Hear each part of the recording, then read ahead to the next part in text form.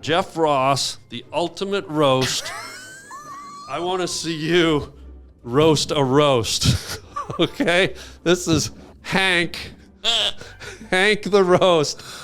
And I'm going to do Hank's voice to help you roast the roast. Some poor cow died so that you could be part of this fucking podcast. Oh, man, you're really getting my grizzle going, Jeff. Anyway, let's cut the fat, Harland. Whoa. You're riding down the Harland Highway. All right, hold tight on the Harland Highway Show. Harland Williams. Oh, those look cool, dude. I like those. Do you like those shades? I haven't seen it yet. Oh, those are sweet. I like this background. Right? Looks like you're cruising down like... I'm going to post this and say, like... Looks like you're on Ventura Highway or whatever it is. Oh, dude. Those shades. Sweet potato pie. Yeah, just throw that on the floor. Harland, I have nice clothes. I'm not throwing them on the floor. What about dropping them on the floor? Like, is there a difference between drop and throw, really? Wait a minute. I have nice clothes. And then look at your T-shirt. I got that jacket in Paris. That's why I can. It's fancy. Can we see it? Can you hold it up? No, I didn't really get a look at your jacket. But it's so that I could offset my. Oh, you want to see my? I'd jacket? love to see it. I mean, how often do we get to see a Paris jacket, bro? Like, I don't know when I've seen a Paris jacket. Okay. Let's see. Wow, what's it? Oh, it says France. Yeah, and the other side's Japan. Oh, so you can turn it inside out? It's reversible. So if you're in Japan, you just turn it inside out. And if you're in France... Actually, when I'm in Japan, I wear France, and when I'm in France, I wear Japan, just so it's not obvious. Just to mess with them. Yeah. Do you have the Bakersfield Fresno jacket? The one that turns around for when you're in Bakersfield and Fresno by Kenzo? Yeah. That's my jacket. I have the reversible Fresno Bakersfield. Yeah. And I have the Cleveland Pittsburgh trousers. This actually has a matching hoodie. No. By Kenzo. I got it in Paris during Fashion Week. You were at Fashion Week? Yeah, I walked in a fashion show. No, you didn't. I'm a model. I was in Vogue.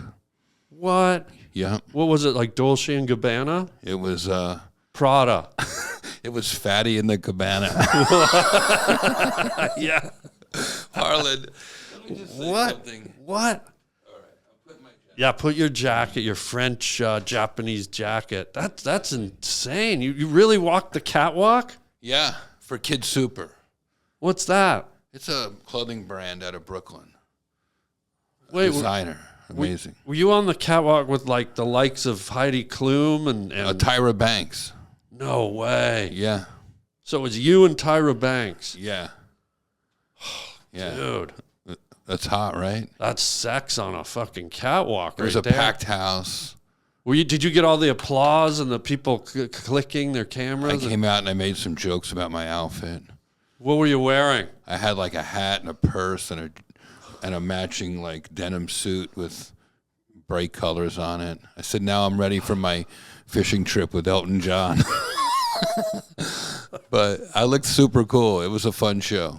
Oh, dude. I think you could look it up. I think you can look it up. Kids on Super. YouTube. Yeah. You at Fashion Week blows my mind. It was so much fun. Oh, wow. Did you get laid? I did. How many times? Once. Model? It was I can't say because I'm under a strict I'm joking policy. Yeah. But it was a model, or you can't I was say there the with name? a girlfriend. Oh, okay. Yeah. So we made it a romantic trip. Dude, that's so cool. Paris is amazing. I don't know if you spent much time there. Dude, I love Paris. I crazy glued my cowboy boots to the Eiffel Tower once. Is that true? Yeah. Did it hurt? No, what I do is I take my shoes, like, you know how you have a pair of shoes or boots or whatever, and you travel. We travel a lot, right? Yeah. And I feel like they're your companions. And when you wear them out and you don't wear them anymore, they deserve more than just being tossed out or given to the Salvation Army. So I always try to retire my shoes in like really cool places. And so I've retired shoes in the Amazon rainforest. Really? I've retired shoes in Death Valley. It's not littering or bad for the environment? Well, it might be, but they're shoes. If they don't like it, they can walk away. I did something like that with my Uncle Murray's ashes. What'd you do? Just took him to all his favorite places, but I retired him, but you're like throwing shoes around. So you're the one who, when you walk, you see him hanging over the telephone wires? No, I haven't thrown any in the telephone wires. I did hang a pair. I did an interview on the set of Saturday Night Live once, and I hung a pair up in the rafters at Saturday Night Live. But the ones that... That's cool. The ones in the Eiffel Tower, I took my cowboy boots. I wore them up, the old ones. I had a new pair under my coat. I literally stopped at the hardware store and bought a tube of crazy glue. I stood on the ledge up on the Eiffel Tower. I crazy glued the bottom of my cowboy boots, stood on the metal, stepped out of my boots into the new boots, and then stepped away, and there was just this pair of boots, and it looked like someone leaned over the side to take a picture and fell out of their boots. And people were standing around my boots taking pictures. It was ridiculous. Like a crime scene, like a tourism. Yeah, I didn't think of it like that, but maybe a crime scene. Thanks for letting me borrow your sunglasses. Yeah, I mean, damn, it's bright in here, isn't it? It was just I wasn't ready. They suit you, though. You look a bit like Daredevil. Remember this has that? all the warmth of a pap smear, this studio. God, that's the name of my rabbi, by the way. This is Pap about as smear. cozy as an indictment. Oh, dude. Welcome to the OJ papers. Dude, but I thought Fashion Week was in Milan, Italy. I didn't know it was in Paris. I think that moves around. They have one in New York. You're really fixated on this. Well, I'm picturing you, walking down the Google catwalk. Jeff Ross Vogue right now. Really? Yeah. Are you clothed when you're doing it? Or I look great. No, I mean, I'm trying to get in shape now. Yeah. Yeah. But did you have they always have these extravagant outfits, like fur or a bird's nest on your head or whatever? Are you getting turned on? I don't understand. I think I might be. You want to picture me and all? I think I do. No, I looked. This one wasn't. It was over the top for me. Yeah. Yeah. But I still wear the clothes. Like I got some more of the same designer and wore some at the Madison Square Garden when I did some shows there with on Dave Chappelle's birthday. Oh yeah, you and Chappelle hang around a lot, huh? You're chummy. Been all over the world together. You and him? Yeah. Chumsies. Since we're like kids. What, really? I didn't know that. Yeah, he was just starting out as a teenager, and I was in my early 20s when we started hanging out. I had no idea. Oh, yeah. We'd always be hanging out all day in Washington Square Park. And you're tighter with Chappelle than I am, because everyone asked me, because we did Half Baked together. Yeah. And they're like, oh, you hang around with Dave. I barely ever see him. He's in Ohio, but here's why, because you're with them all the time. Thanks. Well, he's on the road, Harland. You stay here. You're on the road. You're not in the same cities. He's playing major metropolises. Wow. You're doing like wherever that road leads to, the Harland Highway. Harland Highway, yeah. Where does that lead to? Patton Oswald Valley to make a right at Ridge Voss Lane and back up over Patton Oswald Valley. Is that what you said? I don't know. I'm looking around. I'm over here, and I'm over here in Bruce Smirnoff, Florida. Over here, I'm in here. Bruce Smirnoff, he says. What's up, Florida? We're out here. What's up? Remember Bruce Smirnoff? He had this joke. He goes. I told my mother I was moving to Los Angeles. It was supposed to be very artsy fartsy. I got here, it was very gunsy knivesy. Shout out to Bruce. Is he still around? Oh, yeah. Oh, man, he's a funny dude. Oh, wait, hold on. I have to do another podcast real quick. Yeah. Oh, do I need my cans? Yeah, this? ready? Because here comes the theme music. Oh, Ready? really? Yeah, folks. Welcome to That's the it? Harland Highway Podcast. I do my intros in Cajun. Welcome to the Harland Highway Podcast. And my buddy, fellow comedian, actor, Jeff Ross is here today. Hi, Jeff, Harland. dude, welcome. Wait, so you weren't podcasting up until right now? Oh yeah, we were. But what I do is I do small talk. I talk about modeling, fashion stuff. I saw that. And then I sort of segue in, and when I feel things are ripe, like when I feel you're ripe, I hit the theme music. I'm ripe, man. I'm ripe like You're a banana. You're ripe like a fucking. My new show is about bananas. No way. I wear a bruised banana, a yellow bruised banana costume, essentially. What are you talking about? Your new show? It's called Take a Banana for the Ride. My grandfather, when I was starting out, What? he used to give me money. I'd take care of him, take him to the doctor all day or whatever, and then at night I'd go to New York and do open mics. Yeah. And my pop Jack would always give me a few dollars for the tolls and gas and a banana, and he'd say, "Take a banana for the ride." And the show's sort of jumps off about our relationship and With your uncle? my grandfather. Is he still alive? No, Oh, so that's sort of. he was my grandfather. You know, I mean, Yeah. How old was he when he passed? he was 41. He was old. He was in his 80s. He could still drive at night, so he got a lot of chicks. Yeah. But He was good. He was old and sick, but somehow he was still making love. what was the thing with the banana? Why did he want you to have a banana? You never know when you need a dildo or some potassium in a pinch. Yeah. Yeah, well, bananas are also,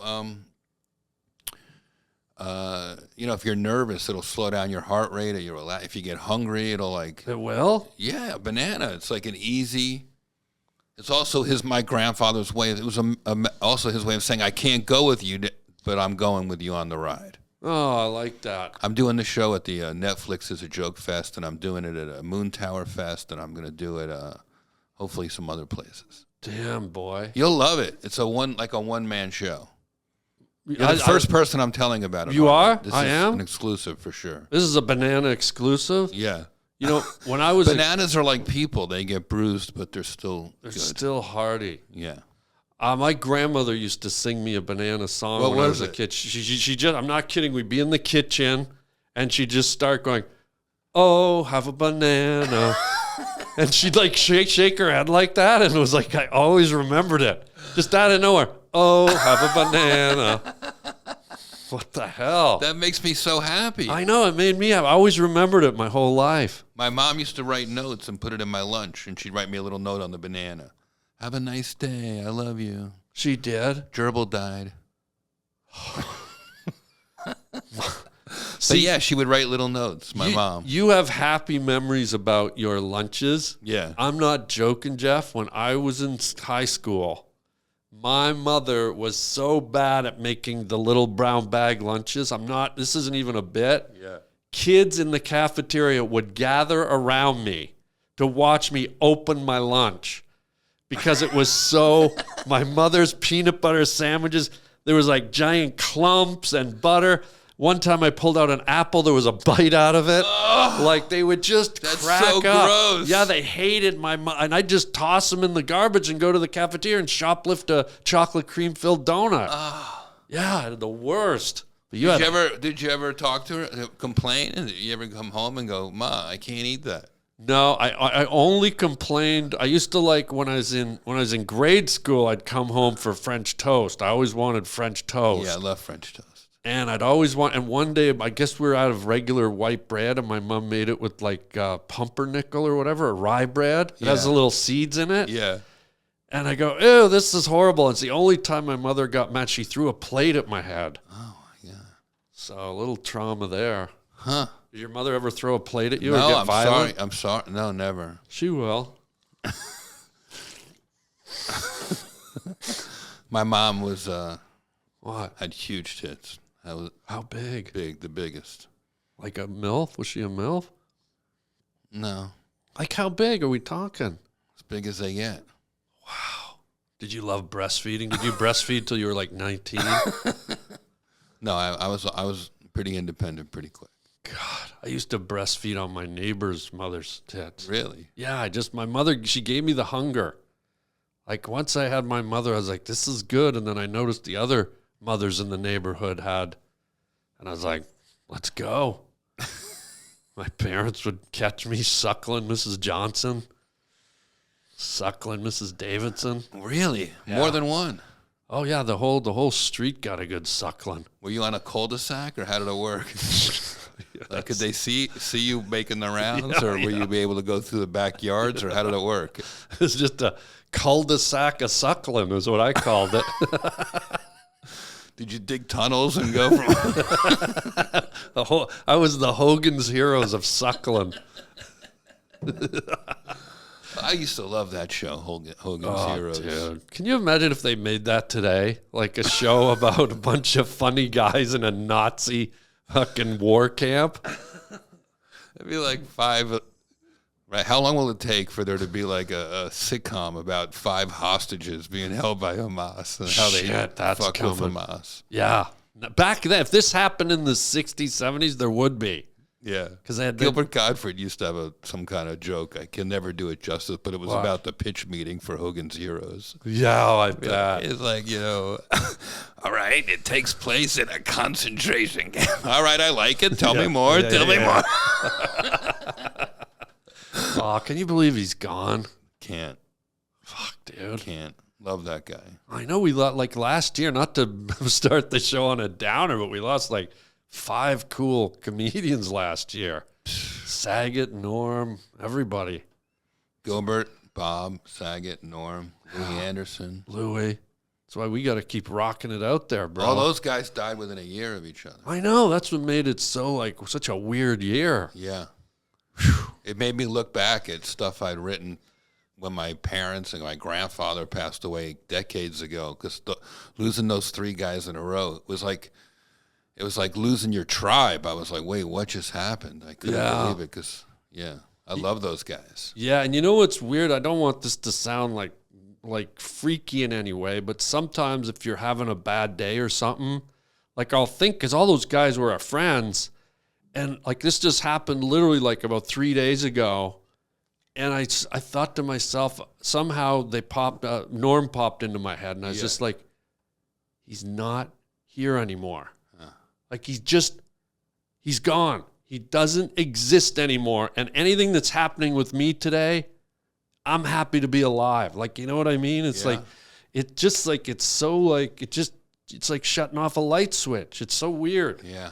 So it's just like, you take from their death to remind you just to live and just embrace it, man. Because it's just like, it's not that like their memories here, like all the material and all the specials and all the jokes, but their organic essence, it's just, they're not here. Yeah. It's that simple. And it's just like, oh, fuck. There's so many times I want to call Bob Saget and ask him a question. Really? Not even, comedy was up there, but he could talk and give advice about almost anything.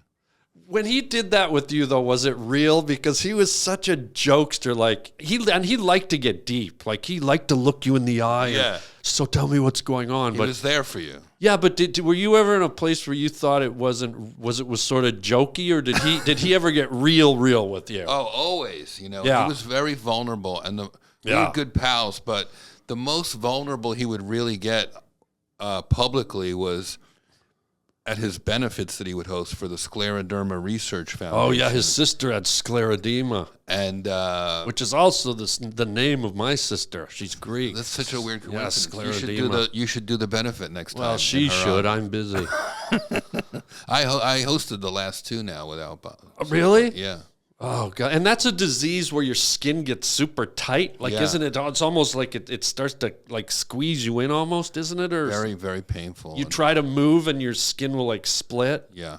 Yeah. Oh god. It's a tragic thing, and he's been doing these things for over 20 years. He's been hosting his cool comedy hot cuisine events, and his wife Kelly has been booking it with Susan Feniger, the same people who run Border Grill and these great restaurants. And we just did another one in New York a couple weeks ago during the New York Comedy Festival. And John Mayer and I hosted the one in Beverly Hills earlier in the year. And it's Bob, you know, to answer your question, that was the time he was most vulnerable.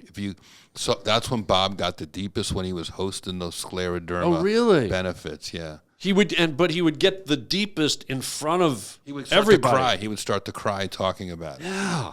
And then you saw a side of him that, and by the way, these were like very, there's patients there, there's doctors there. Yeah. His family's there. People he, does his comedy with are there. So he would be extra vulnerable, and he really wanted people to understand how important it was to find a cure. So Bob that was the one thing, and the only time he would really like be on me about something. He's like, "Are you going to do the benefit? Are you going to do the?" I didn't answer. Please, will you do the benefit? If you do it, then I can get this one to do it. And he had all the biggest comedy stars over the years, and But what would we had Michael Che and Nikki Glaser and Ronnie Chang in New York last month, and Counting Crows, and so it's always amazing. Chappelle and Bill Burr did it in L.A. Wow. So, like, his legacy stays up.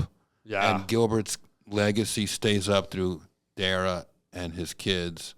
Yeah. And Norm, his last thing that they showed on Netflix was so cool, but you're right. Like, he's gone. I feel like it's going to be tougher for us to think of Norm, like, in new ways. Like, I wish he was talking about everything that's going on in the world, like talking about the elections and Trump and all this shit right now. Like I miss his voice in the world and the way he sounds. And, it's just, my favorite one was, he would talk about like laughter's the best medicine. Unless you're diabetic, then insulin's the best medicine. He was great. He could take such a simple thing and just turn it upside down and make it funny like that, man. Yeah. Oh my God. Yeah, it's weird they're just gone. But when you would tap into Saget, like what type of things would you go to him for? Like when you say you go to him to it for relationship advice. Really? Any man stuff, any doctor stuff. If you needed a cardiologist, you needed to get any kind of like,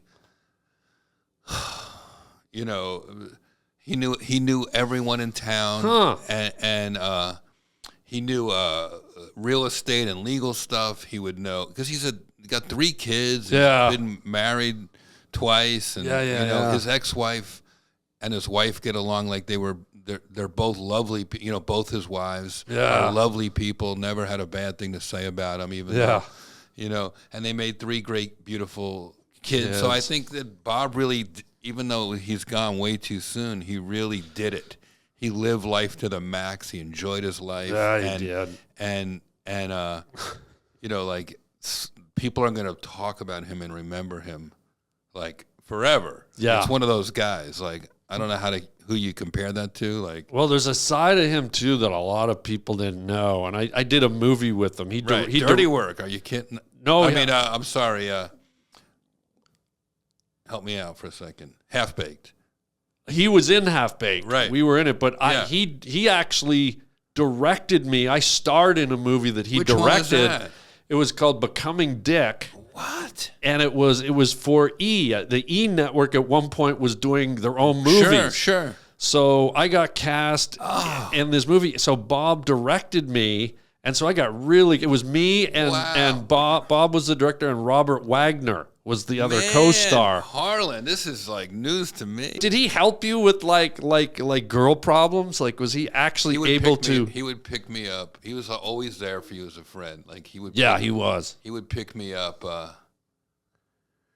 He'd just pick me up like midnight, and he'd like, we need a pastrami sandwich. We wouldn't even have to talk about it if I didn't want to. It'd be like 2 minutes about the breakup and 2 hours about like how good is this fucking pastrami and where we going for the Super Bowl or whatever. It just and awesome. But he really does. He was great with the pep talks, and Bob would always be, do what's good for you. That's what he'd always. Are you one of those guys that sort of needs that stuff? Like, are you one of those guys that's just kind of a strong, I know what I need, or do you need the input of friends to help you and like create a support system? And I do lean on my friends for stuff. You do? Yeah, I do. So that's being a bit vulnerable because you have to open up to your friends. Yeah. And is that easy for you to do or hard to do?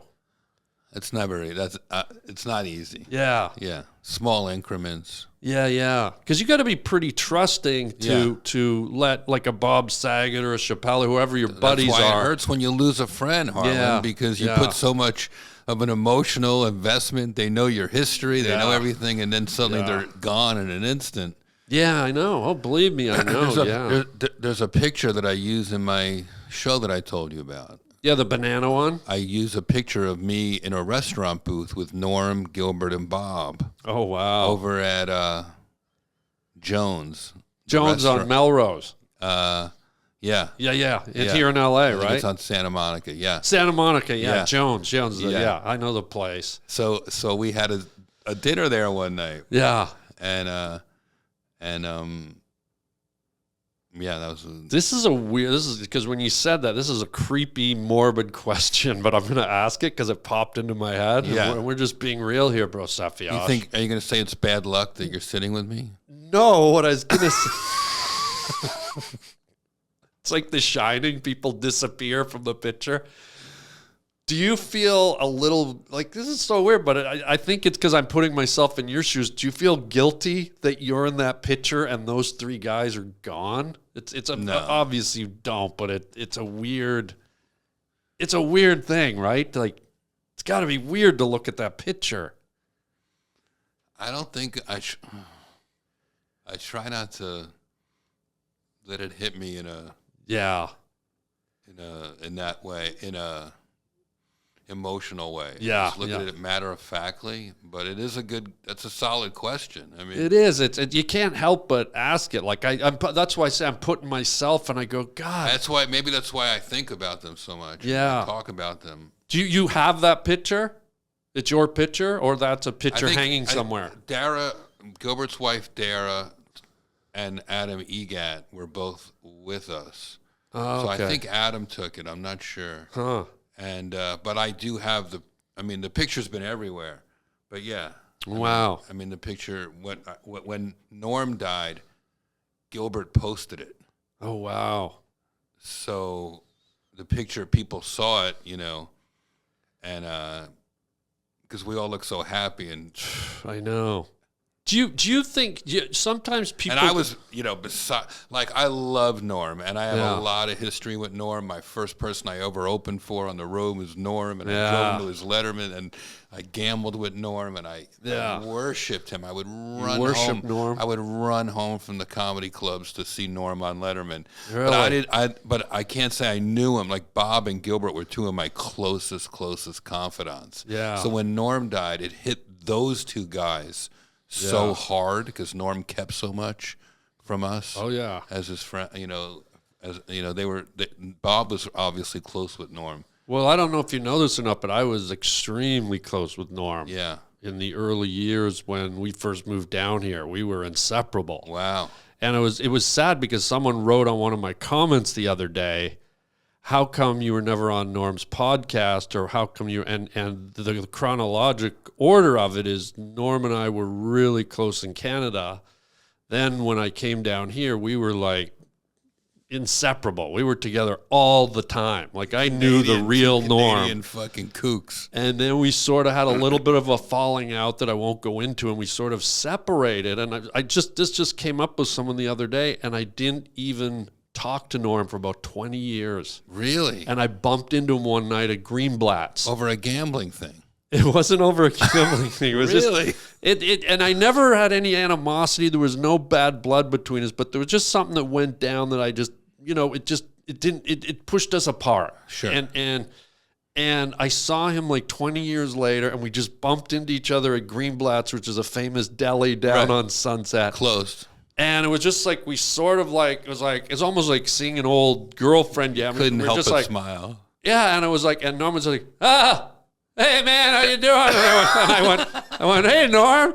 And he goes, oh, why don't you call me, man? And I said, you really want me to call you? And he goes, yeah, here's my number. And he gave me his number. And I said, really? Because we'd been through a lot. Yeah, sure. And it wasn't anything horrible. It was just, it was what it was. Yeah. And I said, okay, I'll call you. And I called him, I texted him, or I left him a phone message. Yeah.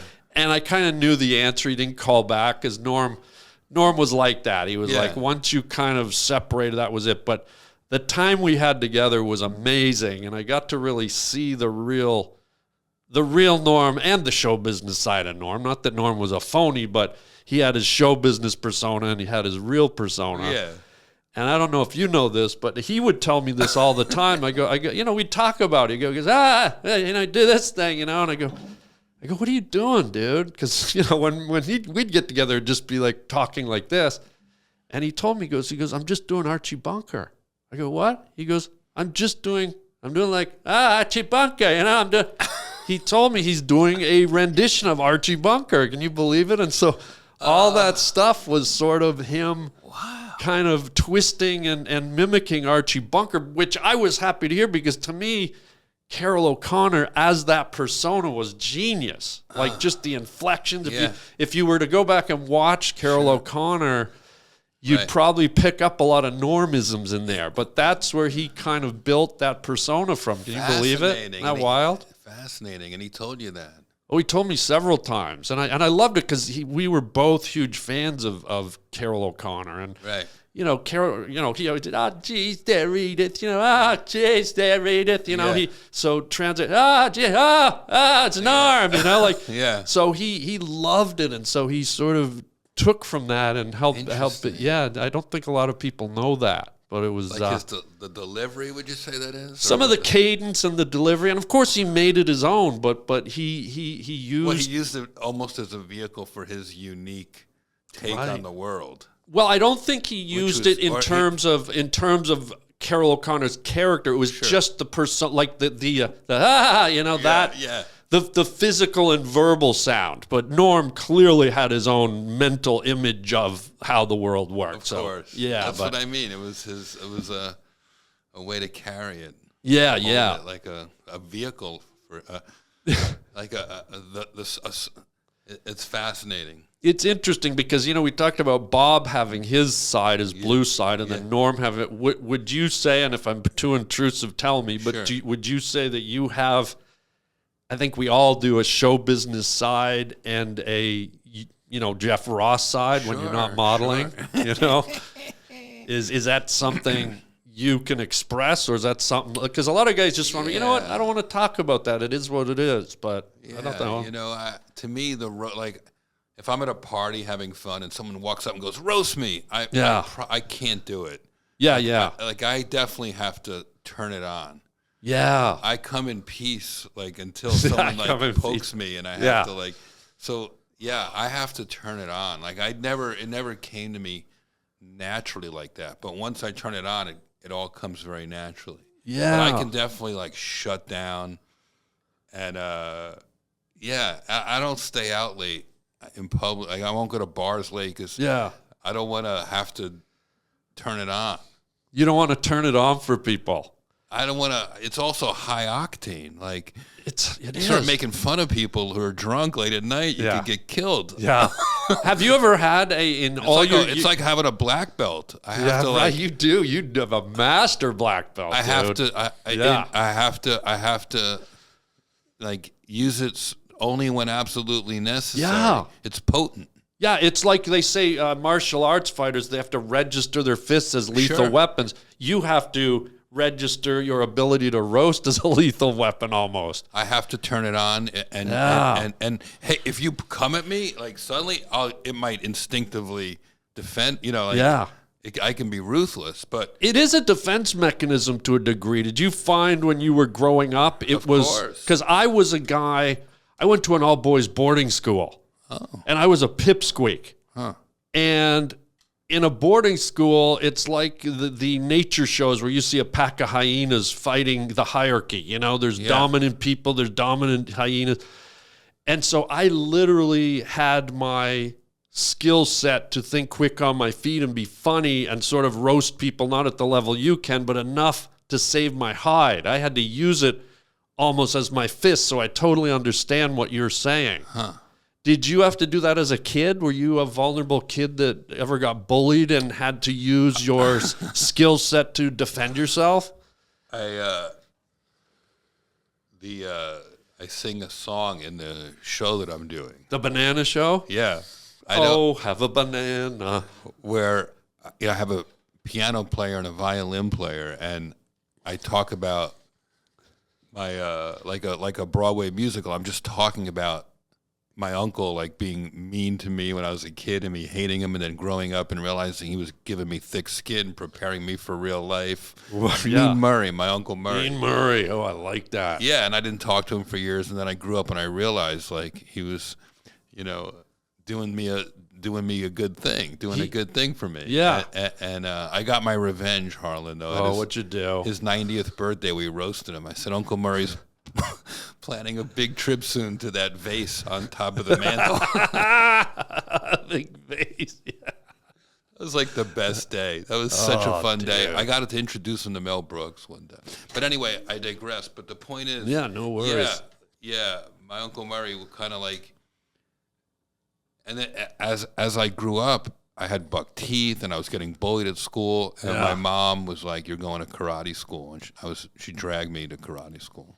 Wow. Did you stay with it? I got. It was tough at first. I was awkward and kind of wimpy, but rather than get beat up all day at karate school and regular school, I just stuck with it and really loved it. Actually. Oh wow. Won some tournaments and really? Oh, amazing. I wound up getting a black belt. Oh man, I did judo, and I ended up getting a white belt, which is the belt you're given when you start, and I never got the next belt. Oh, no, that's too bad. Well, I didn't like it because the one time, one of my last fights, the kid peed his pants. Really? And in judo, you wear these like white outfits and the gi, and here I am wrestling around with Piss Boy. And I was a little whippersnapper, and our judo instructor would literally pick us up and throw us around like we were full-grown men and just slam us. And I was like, this is crazy. So I ended up having to kind of develop my wit to help me survive any bullying or any intimidation. And it's a pretty, you can attest to this. It's a pretty powerful weapon when you can shut down a bully who's physical with words and kind of... My threat, I don't know what yours was. It's like, hey, dude, you punch me, I'm going to invent a nickname that every kid in this school is going to call you. Wow. And it's going to be a weird, funny one, and I'm going to say it weird. There was this guy that had warts, and I started going, Voit. I called him Voit, and I just started going, Voit, every time. And before, 5 days in, everyone's going, Voit. And that was the power. Really? You could learn how to kind of like make people pay if they were going to mess with you. At least that's what I had to do at boarding school. But you must have been popular enough where you were able to get that going. Like, if you were like really getting bullied as a solo act, that'd be tough. Well, I was popular, but I think they recognized the way people recognize with you that this kid has an ability to mentally dance around me, and that's what people recognize in you. Obviously, you're like the Terminator, because I watch you.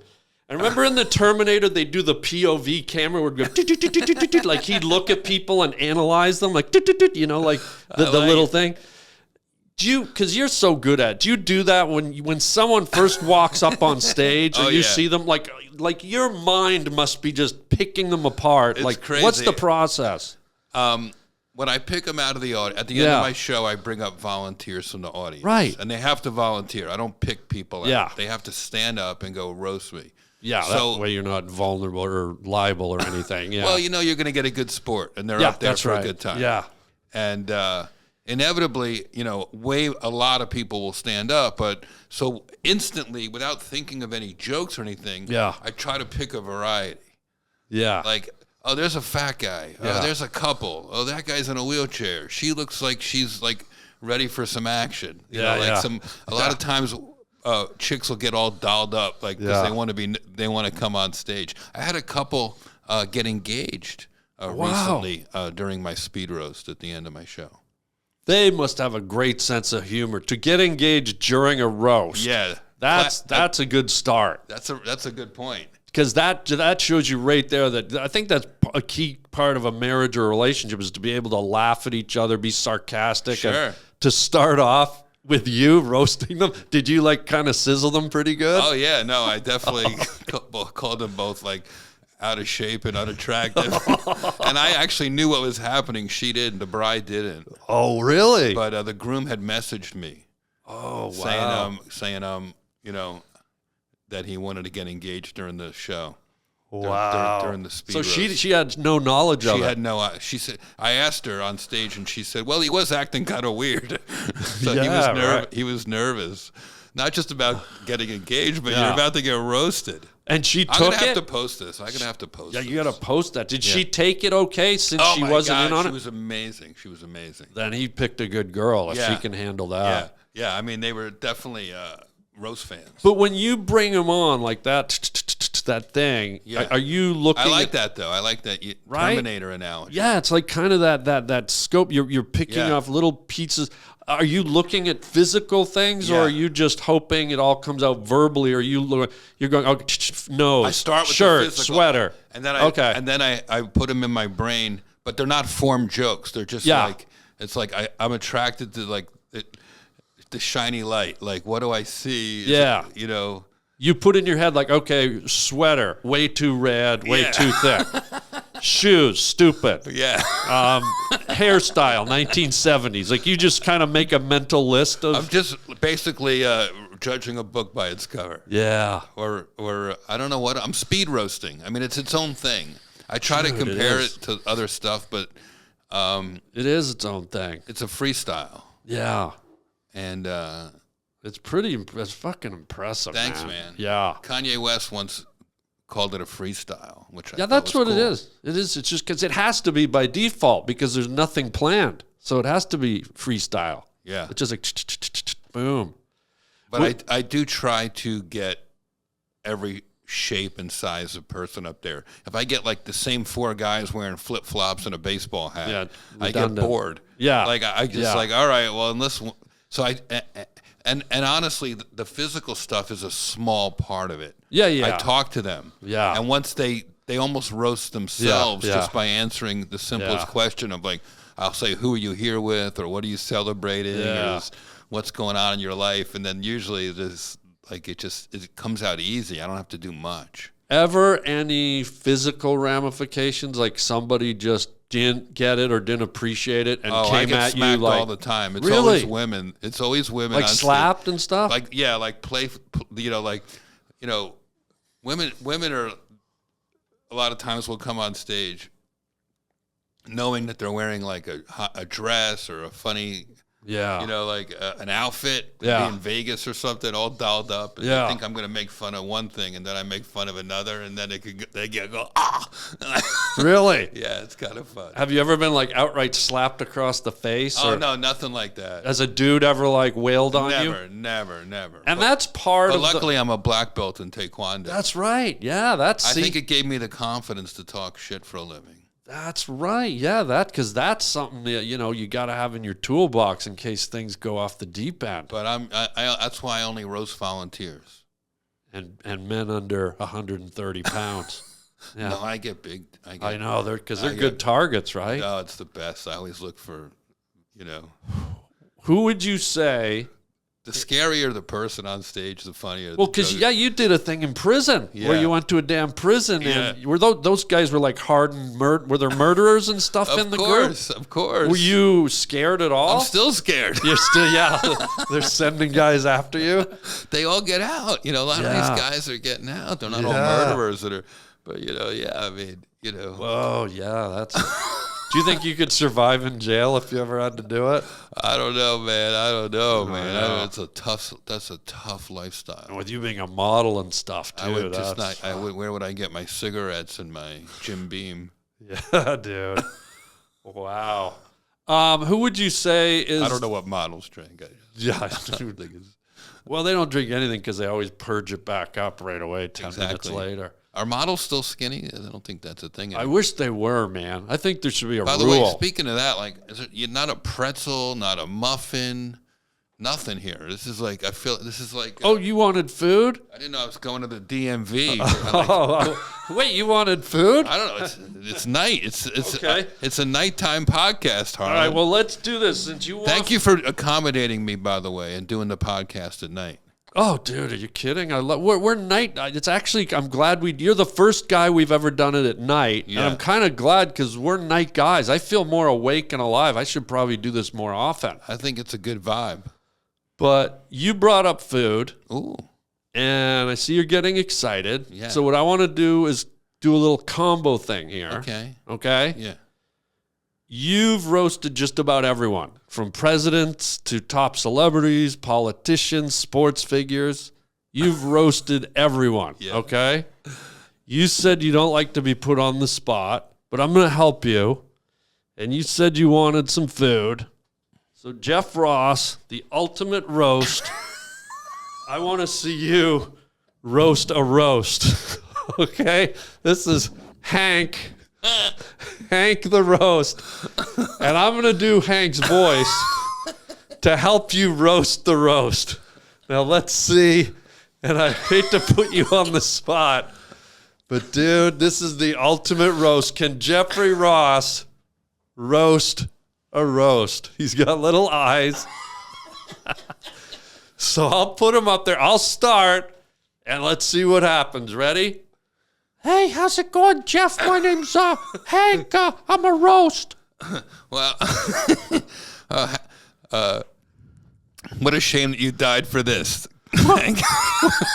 Some poor cow died so that you could be part of this fucking podcast. Well, it wasn't just a cow, Jeff. It was a Black Angus. Black Angus was Harland Williams' porn name back in the 70s in Canada. Oh, man, you're really getting my grizzle going, Jeff. Anyway, let's cut the fat, Harlan. Whoa. Whoa, what's that mean? Are you calling me chubby? You son of a bitch. I don't care if you know karate. Ooh, Wagyu, fuck yourself. Whoa, what the fuck, dude? That hurts. My father was a Wagyu. Fuck you. I've seen better steaks in Kansas City. Whoa, what the hell's that all about? I'm dieting. Leave me alone. Anyway, can I get a steak knife? Let's put this thing out of its misery. Dude. Anyway, these jokes are rare. Whoa, holy shit. That's racist, dude. I'm just saying they're out of the top of my head.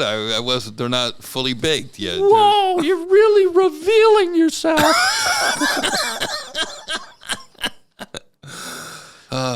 Anyway, Dude. great to be here at Sizzler. You son of a bitch, I thought it was over, and you came back with another one. Anyway, it's very rare. I'm better looking than the person I'm roasting. What the hell? I'm going to spray my au jus all over you. What'd you call me? Au jus? You don't have to bring politics into it. Dude, I think you did it. I think you... No hard feelings, all right? No hard feelings. No, it's okay. I volunteered. Give it up for Hank, everybody. Yeah, Good thanks sport. a lot. Thank Jeff. You were great. Thanks, man. Thank you. Hank will be. Where's Hank appearing? Where are you appearing next, Hank? I'm gonna be down at Greenblatt's Deli at midnight. Come on in and have a bite. You can feed the Laugh Factory homeless people on Christmas. Dude. Hank, I'm really sorry if I hurt your feelings. That's all right. You know, it's. I kind of asked for it. Yeah. Well, good luck in whatever's next for you. Hopefully it's not dog food and it's something fancy. Wait, what the fuck? You're not a vegetarian by any chance, are you? No. I eat meat. Really? Yeah, I mean good meat, not whatever this is. Jesus Christ. Fucking. I'm gonna teabag you. Dude, I think you did. I think you roasted a roast. I feel good about that. I feel a little guilty.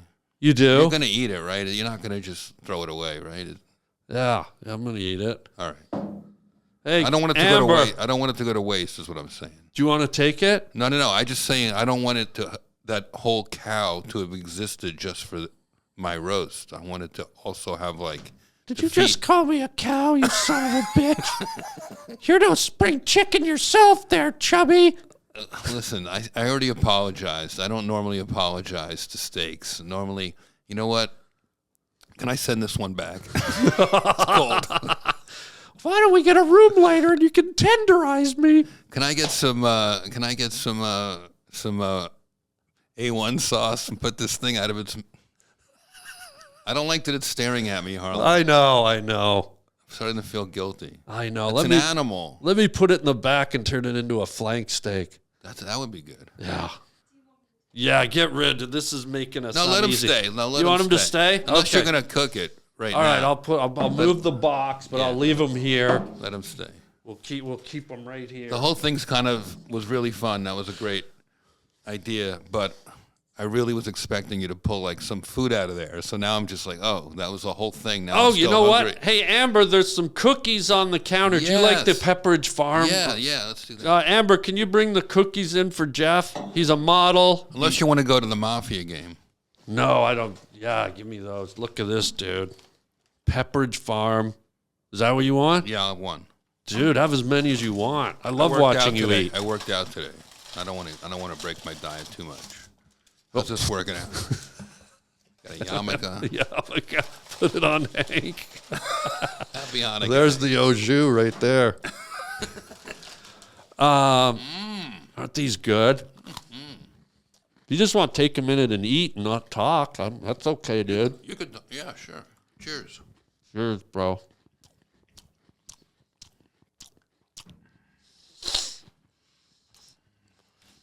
What are you doing for? Excuse me, I'm eating. What are you doing for? I'm eating. What are you doing for 4th of July? Probably barbecuing this guy, Hank. What are you doing for Bill Murray's birthday? When's that? I don't know. I'll do the other side. That was good. These are good. Dude, we have Feel one. bad eating in front of Hank. I know it's weird to eat in front of food. It's almost kind of like, right? Yeah. Sort of sacrilegious. How are you gonna eat that though, right? Maybe. It kind of resembles the mountain, the sunny mountaintop behind you. See that? I'm Hank. I'm Hank of the mountains. I'm Hank. Hank of the mountains. Mountains. Mountain Hank. I like that little hat.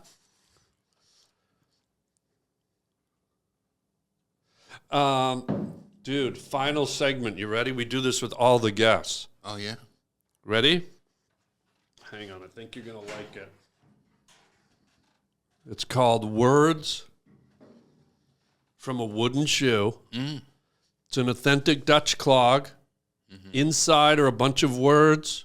You don't look at them. You reach in, pull a word, see if it inspires a story, a memory from your past, from your future, from your present. Reach on in there, brother. Words from a Wooden Shoe with Jeffrey Ross, the roast master, roasted a roast. Don't look. Be careful, I'll roast the host. Whoa, I wish you wouldn't dare. You know I'm too sensitive for that. What's it say, bro? Animal attack. Oh, I have to bring my ex-wife into this. I've never been married. I'm just joking. Were you ever attacked by an animal? Or seen one? Been privy to one? Yeah. Here we go. Well, it was a dog bite. My sister got bit when we were little. My grandfather had my grandmother died. He remarried this lady, and she had a Doberman Pinscher. What? Would hang around the family catering hall, Yeah. Clinton Manor Caterers in Union, New Jersey. Yeah. Not, and my sister was probably like 6. I was probably like 8. I don't know. That's a guess. Yeah. And whatever, my sister was playing with this Doberman Pinschers, and Not a smart dog to play with, by the way. little kid. My parents shouldn't. I don't know what happened. I was little. I have no idea. If You anyone can was at say it. fault. They hated her. And this dog just like she was petting it or whatever. Whoa. Took a little piece out of her chin right Little here. piece of meat. Yeah. Some chin meat. Yeah. She still has a scar. She's beautiful, but she still has a scar. Scars are sexy, by the way. Yeah. And it was traumatic. How so? Well, just, a little scary. Did it make? You mean it made her terrified of dogs? No, the rest of her life? she wasn't. I was. Oh, And by the way, that poor dog, like about 4 or 5 weeks later, that dog ate a steak. No offense. What was his name? Hank. No offense, Hank. That dog ate a steak that had rat poison on it. And my Uncle Murray, Mean Murray, it all comes back to Mean Murray. Yeah. He killed that dog, I believe. I found out years later in revenge. Really?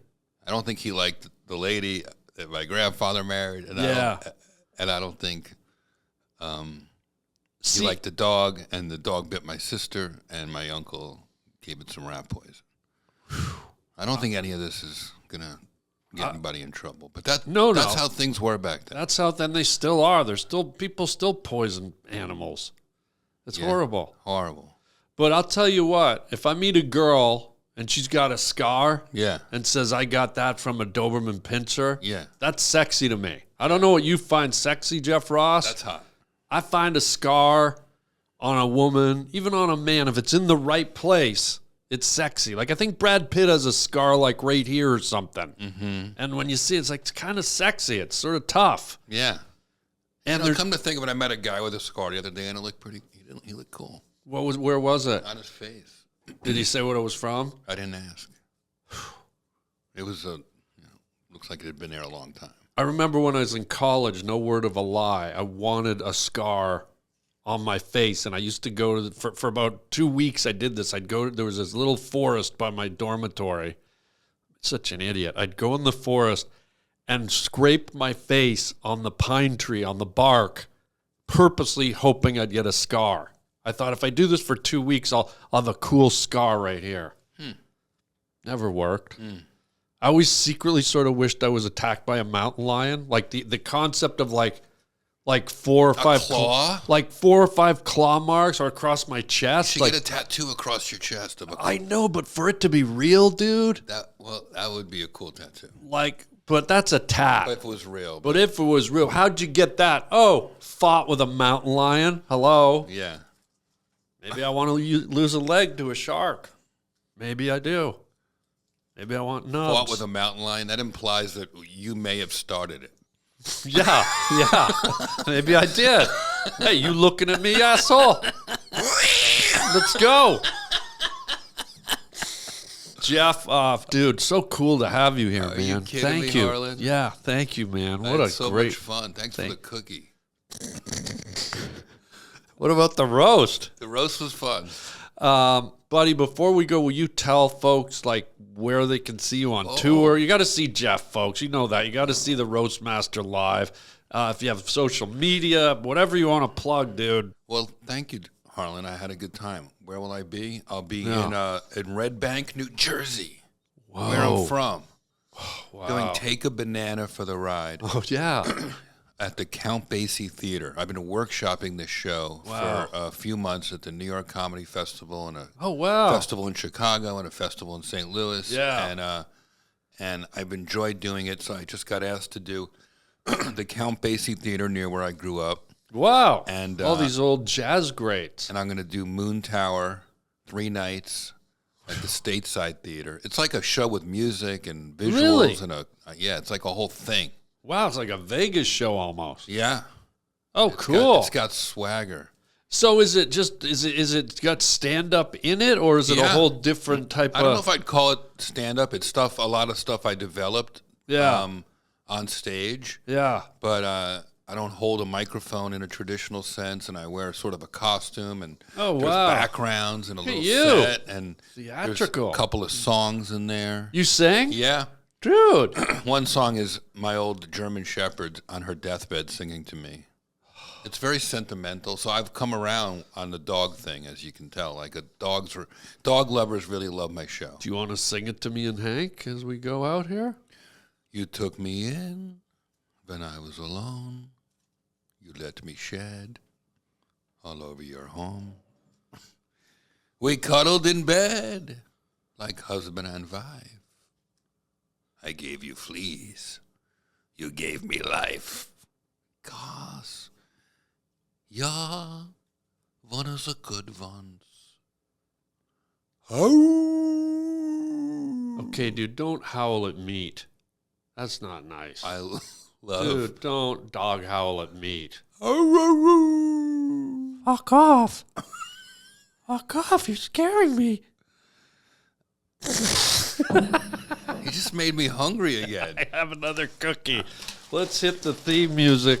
Harland, thank you. Thanks Dude, for are you having me kidding? over. Thank you. And folks, go find Jeff. Go see him do his new show. Roastmastergeneral.com. .com. Yeah, roastmastergeneral.com. And that has all your tour dates, including stand-up, the banana show, everything. Yeah, everything, baby. Anything else, like a book or a movie? We're in the new Half-Baked movie together. Oh, yeah, you're right, buddy. Me and you, we finally did a movie together. That'll be good. When's it supposed to come out? Do we know? I don't know. We shot it this year, early this year. Was it January we shot it? This year? I think it was early in the year down in NOLA. It was in Louisiana, yeah. Yeah, pretty cool. I have a fun cameo. Yeah, me too. We're in our first damn movie together after all these years. How about that, Harland? Yeah, Half-Baked 2, baby. So, folks, check out Jeff. He is the roast master. He's just the master. You're He's the just best. master. Thank you, Harland. I had so much fun. You're so funny. Dude, thank you so much. Hank, I'll see you on the other side, buddy. What's that mean on the other side? Like, you're going to flip me over and do my other side? Son of a bitch, it never ends with this guy. I'm calling the meat police. All right. Cut, literally. Cut.